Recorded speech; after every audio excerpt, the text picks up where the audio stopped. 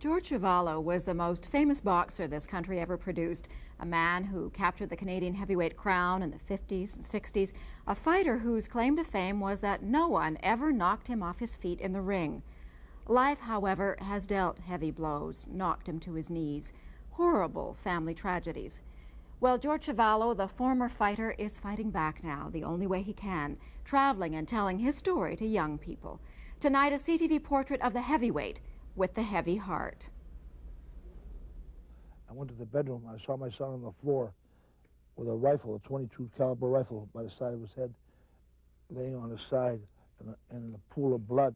An audience of teenagers listens in silence to George Chuvalo's horror stories, real-life horror stories, a father's tragedy, 3 sons addicted to heroin, 3 sons dead, Jesse, George Lee, Stephen.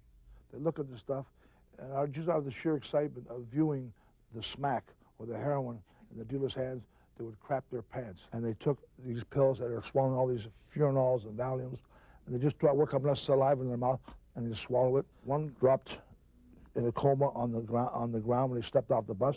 The other one flopped on top, and they both passed out comatose. When you hear me speak very graphically about some things that happened to my sons, hopefully it'll make you think quite a bit about which road to take in life.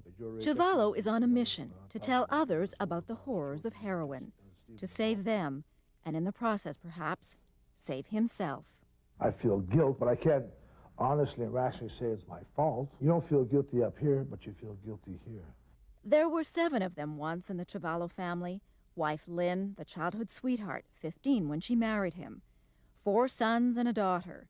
When son Jesse was young, the first tragedy struck. And my son Jesse bit a live wire at the age of 18 months.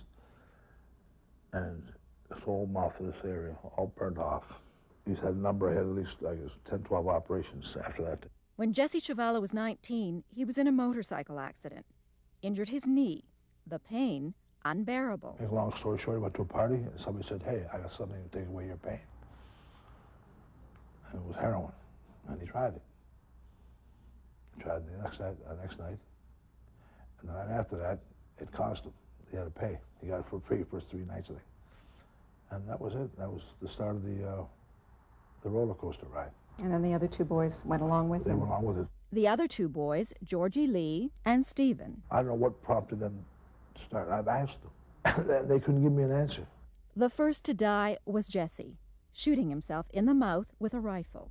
He was 20. 9 years later, George Lee Chuvalo died in a lonely hotel room, a heroin needle at his side. He had been in and out of prison for armed robbery. He was 30. It's unbearable to look at your wife when you lost another son. And I know she felt the same when she looked at me.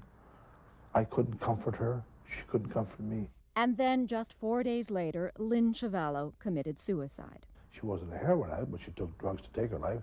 She took Furanol, drugs that my sons had stolen. That's the irony of it. Did you have any suspicion whatsoever that it was that bad for her? I felt she was going to take her life, but I didn't know it would be that quick. The deaths came like a kidney punch in an increasingly tragic and tainted private life. He isn't well off and hasn't had it easy since the glory days when he was heavyweight boxing champion of Canada. But he was a survivor in the ring, and as he tells the kids he talks to now, a survivor in life. Like, were you ever at the point of, like, committing suicide yourself? Those things cross your mind, but I always feel like I'm the patriarch of my family. So no matter what problems, how big they are, I still have other people to protect. The needing to protect them keeps me alive.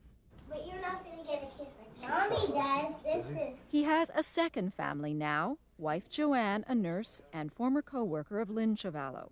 Her children, Ruby and Jesse. She lost a baby to SIDS. And that's also what kind of brings us closer together. He's a good support for me. He's my best friend. And it's like we're soulmates. But if George Chuvalo thought the nightmare was over, he was wrong. Just weeks ago, his son Stephen, father of Rachel and Jesse. Stephen, the drug addict, ex-convict, died of an apparent drug overdose. George, I don't know how you cope with one after another after another. Where do you find the strength? I think outwardly I appear strong, and I guess I am to some degree, But I know how I hurt privately. I don't think I'm so strong privately. I get depressed, I get sad, I cry every day, you know. I mean, because you can never overcome these things. The way I look at it now, when I look back, my kids who did well in school didn't get messed up. George Chuvalo, turning a private nightmare into a public mission.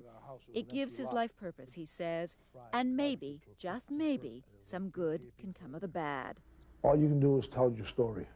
All you can do is tell your story, and they'll have to draw their own conclusions.